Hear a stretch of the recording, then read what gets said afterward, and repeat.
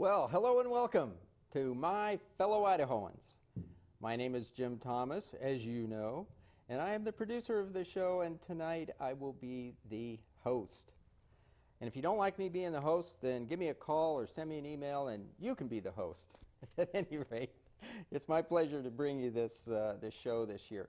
We're taping this show on September 20th, 2012. And we're taping it at the studio for community television, Treasure Valley Community Television, CTV. And you can watch the show, whatever's airing on the channel on the internet, tvctvonline.org. And whatever is airing is streamed on the internet. Well, with that said, I want to get right to the show. We've got a lot of interesting material. You know, I've ended the shows in the past, last season, with an Aesop's Fable. I just thought I'd get that out of the way. This fable, this is slide number 2. Aesop's Fable called The Fox and the Crow. A crow, having stolen a bit of meat, perched in a tree and held it in her beak. A fox, seeing this up in the tree, longed to possess the meat himself, and by a wily stratagem he succeeded. "How handsome is the crow," he exclaimed, "in the beauty of her shape and in the fairness of her complexion. Oh, if her voice were only equal to her beauty, she would deservedly be considered the queen of birds." This he said deceitfully, but the crow, anxious to refute the reflection cast upon her voice, set up a loud caw and dropped the flesh. The fox quickly picked it up and thus addressed the crow. "Oh, my good crow, your voice is right enough, but your wit is wanting." Now, the moral of this little story is, ego is the devil's playground. It will hurt you more often than help. So that's the fable for this show. The next slide, slide number 3, talks about our national debt. However, if you just put it in terms of a family, a family with an annual income of $21,000 comes into, and it has a budget of $38,000, just a little over the income by about $16,000. It goes to the banker and says, "Hey, I need to borrow $16,000 for this coming year. You know, my budget's a little more than what I'm making." And the banker says, "Well, you already owe me $142,000. And you want to borrow $16,000 more? And what are you doing about cutting your budget?" "Oh, we really worked hard on that. We cut the budget by $385 for the year." Well, if you were the banker, would you loan the money? I have the honor of sitting with George Vargas. George, welcome to the show, my fellow Idahoans. Thank you, Jim. It's a pleasure to be here. Now, if you were the banker, would you loan me the money? What do you say, George? I would probably not be inclined to entertain that. Is that right? That's right. Well, when you add about 8 more zeros to the numbers, this is what our Congress and administration has given us, and probably starting about 70 years ago or so. So both parties are well, I'm not very proud of either one of them. Over the years, they've given us a national situation which is not sustainable. We're headed for a huge crash, and unless they start doing little crashes, you know, impacting us a little bit, then we're going to be impacted big time when the value of the dollar really starts sinking and prices go just flying high. At any rate, to help with that, since our Congress isn't very effective these days in controlling costs, getting our debt under control, etc., the question becomes then, who's going to fix it? Well, we the people. We the people set up the Constitution. At least that's how the preamble starts, right? We the people. That's right. And the states ratified it. The states are now kowtow to the federal government by and large. So it's up to us. And all I'm saying is what we can do is just shun all federal money. I called just to practice what I preach, I called Social Security Administration. I said, "I never want you to send me a check. Never. No Medicare." And I'm starting to get these gray hairs. I said, "No Medicare, no Social Security, ever." And the kids, I said, "What form do I fill out so you never send me $1? And the kid who answers the phone says, "I never heard of that form." That's really funny. That would be a great option, though. But if everybody, you know, if all of us just plain old everyday citizens just started saying no to federal money. No, no federal money. What would Congress do with all that money? Nobody would take it. They'd have to start paying off the debt. Or spend it. Well, on what? Because we're all saying, no, we're not taking it. Well, there's a lot of things that they get very creative, I think. They would want Well, to spend it. you're right about that, to be sure. So that's what I'm suggesting, is let's just start shunning all federal money at every level. Next slide, number 5, income tax. And we really want to talk about how evil income tax is. Property tax, probably not quite as evil, but not good either. But it seems that the Ferris tax is some sort of a sales tax, because it's based on consuming stuff, right? Correct. So if you're going to punish, they say the power to tax is the power to destroy. So if you want to punish, do you want to punish people making an income tax? No, not in this country. We want to encourage people to go make more money, right? That's right. But if we're going to discourage anything, we're going to discourage spending a lot of it all the time. And maybe that would cause them to save for the future, for the rainy day. So maybe a sales tax or a consumption tax, whatever you want to call it, is probably the least evil tax. At any rate, I'm pleased, like I said, to have you, George, on the show today, this edition of My Fellow Idahoans. You are the state coordinator for fairtax.org. Correct. Right? Fairtax. We have our own group. It's called Idahoans for a Fair Tax. And, we're very grassroots. We don't have any formal structure. But what I do want to emphasize is that everything begins and ends with the citizen. It's really about letting your legislator know that you believe the fair tax is the answer to what is ailing us right now. So it begins and ends with that. And above and beyond that, it's really just communicating how exciting this movement is. The fair tax is truly the answer to what our nation needs, our individuals need, and it offers something for everyone. It doesn't matter what income stratum you're in, it benefits you in just tremendous ways. Now, if I'm a poorer person, where I'm struggling to earn around $12,000 or so a year, how is this thing going to affect me? I've been told that sales tax really is a huge burden on us poorer people.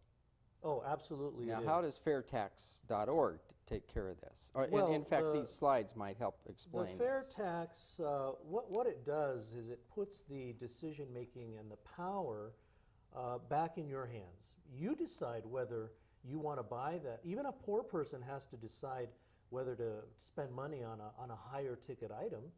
And if you feel that it's in your interest to postpone it and not pay that tax, you can do that. It's really up to you, and it empowers you to make those decisions and ultimately have more control over your destiny, especially financial.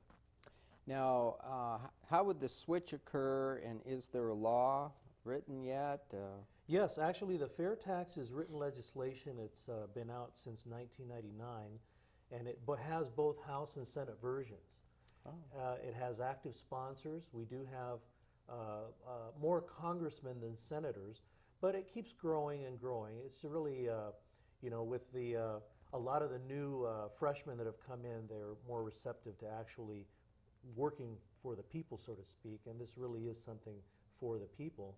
So you have more and more coming on, but we need to get that number up so it can actually be brought to a vote. But to do that, we have to get more sponsors, and that's up to us. We've got to call, be persistent, and do those.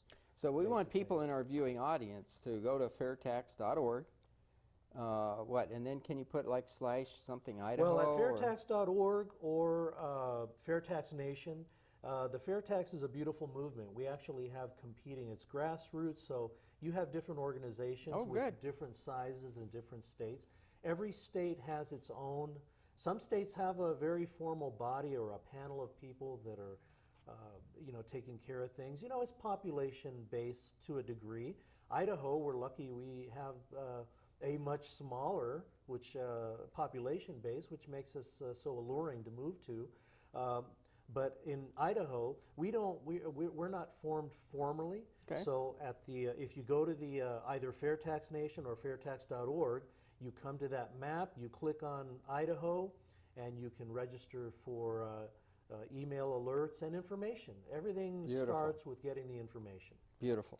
Okay, so take us through how this works then, like this slide number 6. You know, when we switch, you know, it's an overnight kind of switch, isn't it, from a income tax to consumption or fair tax? To a degree. It's like with any other significant legislation. There's parts of it that are going to be immediate, but parts are going to have to be phased in. In other words, we're not going to put the IRS to bed overnight. They have receivables, so to speak, that they have to take care of and collect on. But yes, the actual, probably the most immediate change will be in that rate of taxation and the elimination of, you know, the federal taxes that can be done away with. So slide number 6 has shows, you know, sort of for a poorer person, 12,000, making about 12,000 a year. You've got what? With the income tax, they're going to spend so much money. And then the first thing that happens is elimination of income tax. Businesses in producing their goods, their costs are going to go down by about 20%. That's right. Because income tax goes away. And there's something really important. That 20% is made up of not only the front end, but the hidden taxes. Like what? Oh, well, businesses have to pay payroll taxes, the Social Security that the employees, that all that goes away. All that is overhead that's built in. The fair tax makes it transparent, where normally you would pay that and you're not even aware of it. Now it's eliminated, and whatever taxes that are in there, you're paying them and you're able to see. So a company in producing its goods and services, for that matter, about 20% of their cost are all of these taxes. Yeah, and that's at the low end, by the way. Some economists have estimated it to be as high as 30%. Okay. Hidden fees that you're paying above that cause the prices to be so high. So when those taxes go away, these companies are going to lower their prices. That's right. Just due to competition. That's they right. will lower their price. Some people say, well, won't they keep their prices up there and keep all that money? So No. not with competition. Not in competition. Won't not in a happen. free market economy. Okay, so then we turn right around then and we add the sales tax or fair tax, right? Correct. And so we go to slide number 7, where, fine, we still have, with the income tax, that's how much we would have spent.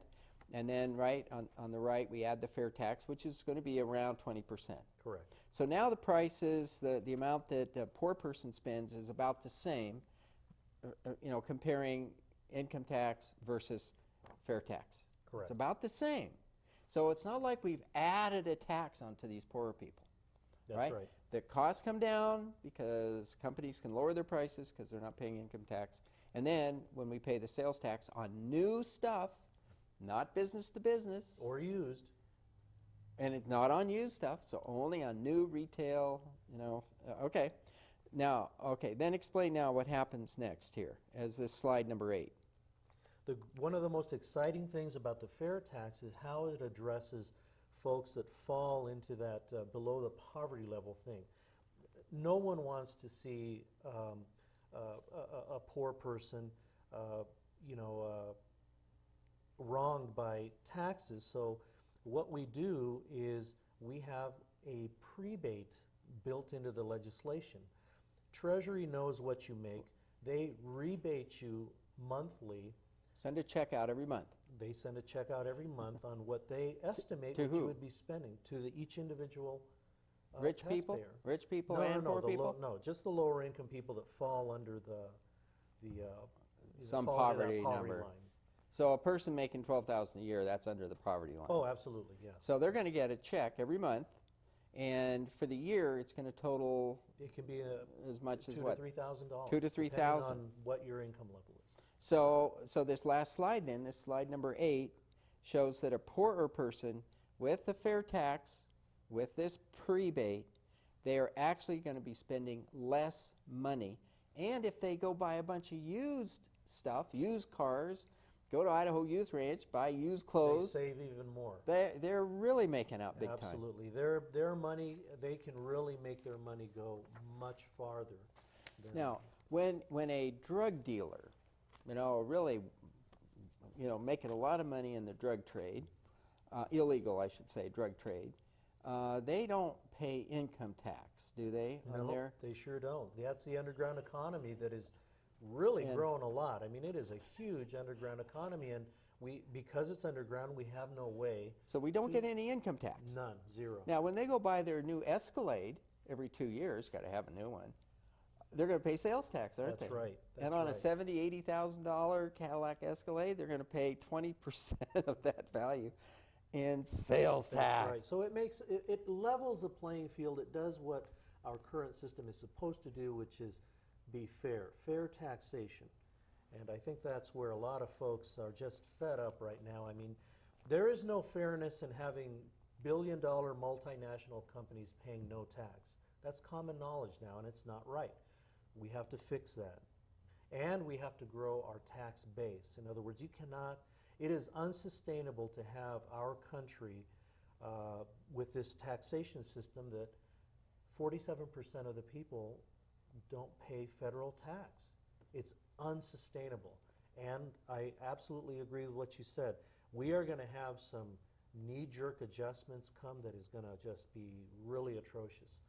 And the fair tax is the answer to that problem. So now, the sales tax or fair tax, it's only on new items. Correct. And it's on what? The retail sale. Yes. Stuff that's being consumed. Correct. So business to business, where I'm buying raw materials, no it's not a value. Well, those do get taxed. Do they? Yeah, there is tax. I thought I read. I was looking at the website, and one of the by the way, the website fairtax.org, and there is a real interesting little piece on it where it talks about the frequently asked questions, FAQs, and one of them says what is taxed, and it did say what is not taxed was business to business stuff. Okay. Well, I thought I heard you say when businesses are buying the raw materials. The raw materials to make their final product. Right. So that's the question, and I thought I understood that is not taxed. Yeah, I'll have to look into that. We'll have to look at that. Yeah. Well, fine, but that website is great. I mean, it has all of these details, right?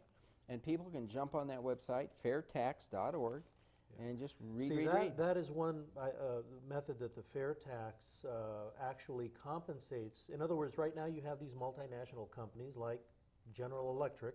They pay no tax, but by them having to pay taxes on their raw goods, that is how they pay their fair share. Everyone pays. Yeah.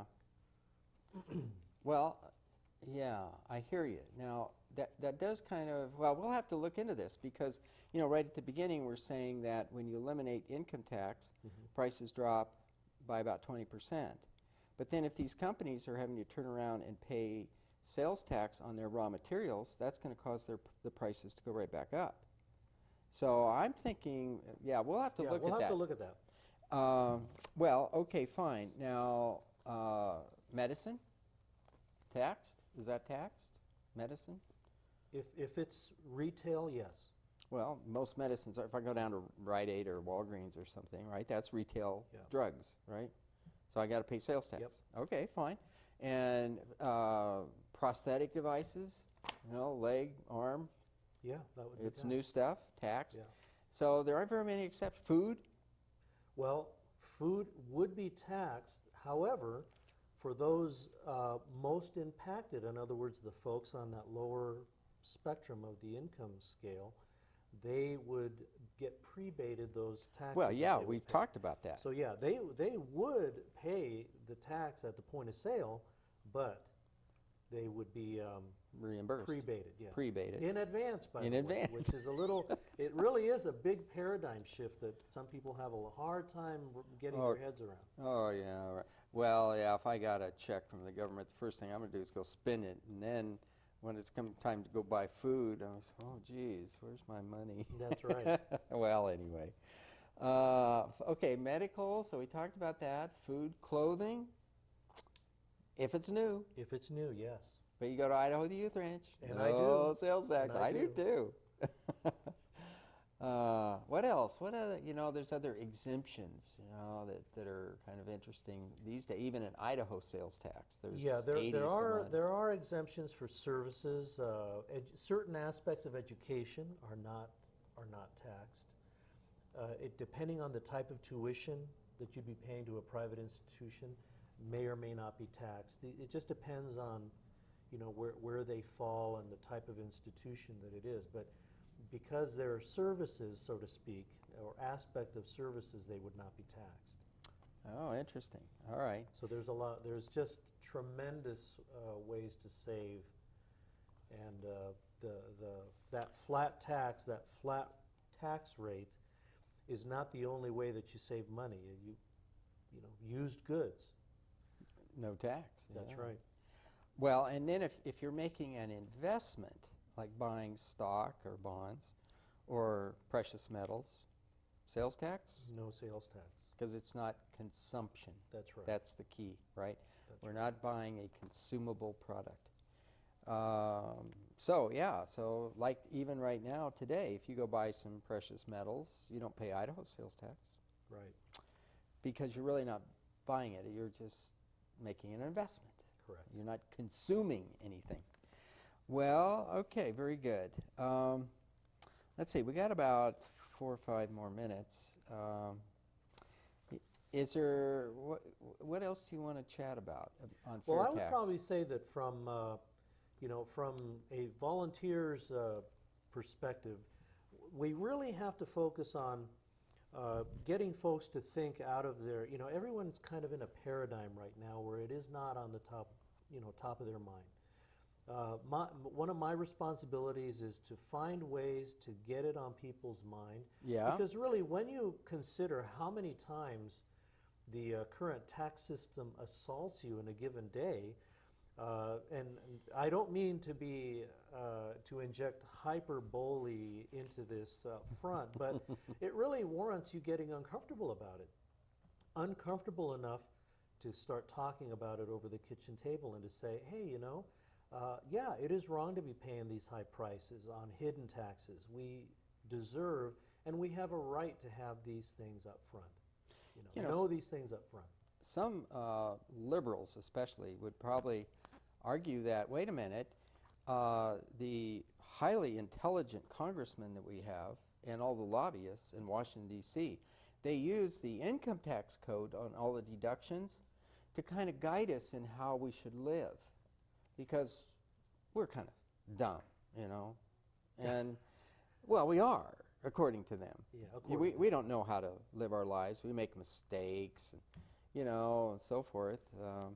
So now all of a sudden you're taking away this power from Congress. That's How do you true. answer that? Well, a lot of, I always believe in the spirit of the human, and I think it's really more about a paradigm shift.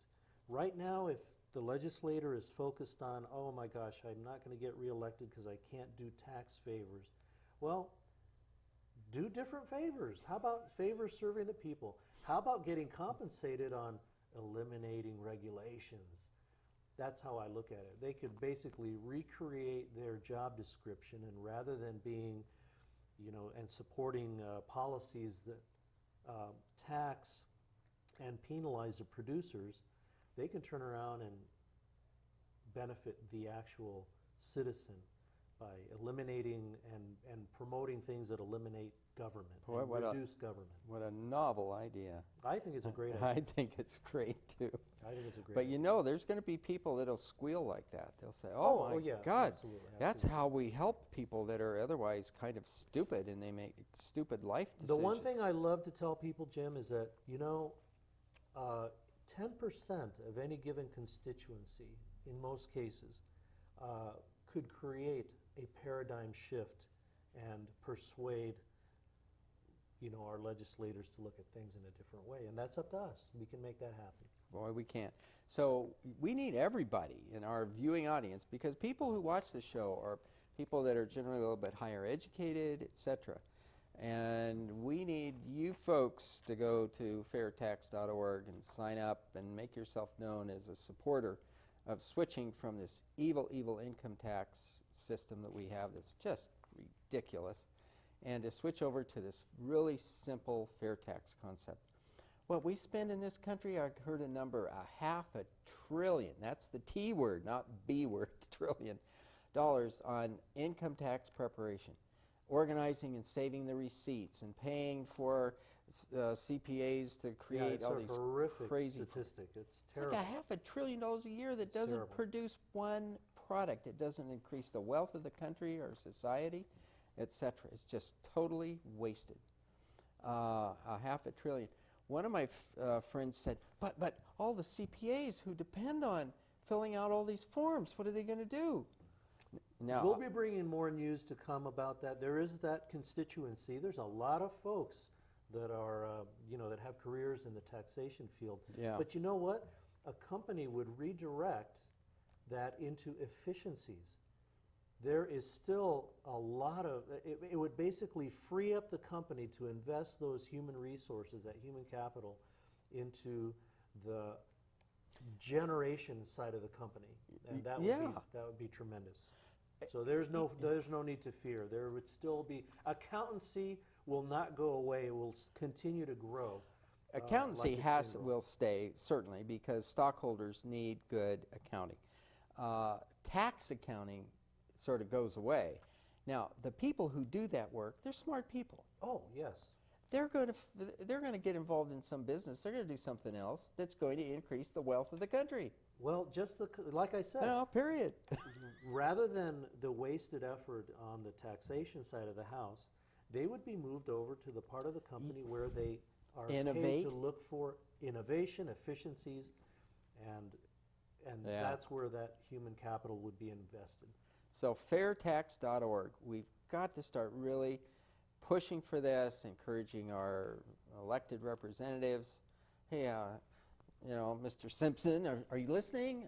That's right. You've got to get onto this And fairtax.org. it begins with each and every Idahoan to pick up that phone and take it from there. It starts with a phone call. It starts with a face-to-face. Our congressmen are very responsive. They have just the best staffs that want to meet with us. They want you to come to them. They want to find out what's on your mind. Yeah. And they are very responsive. Very responsive. So fairtax.org. And we also have social media. We have Idahoans for a Fair Tax on Facebook, and we have our own web page on the national state site. So, Idahoans for a Fair Tax. So folks out there, go to the site, check it out. It's really a win-win-win-win-win for the United States. That's right. And Idaho. And Idaho. George, I want to thank you very much for being on My Fellow Idahoans this evening. Jim, the pleasure's all mine. I look for I enjoyed it. Yeah, we'll have to have you on again. And I guess our time's up. Thanks again, George. Good to meet with you, Jim. Take care. Good night, everybody.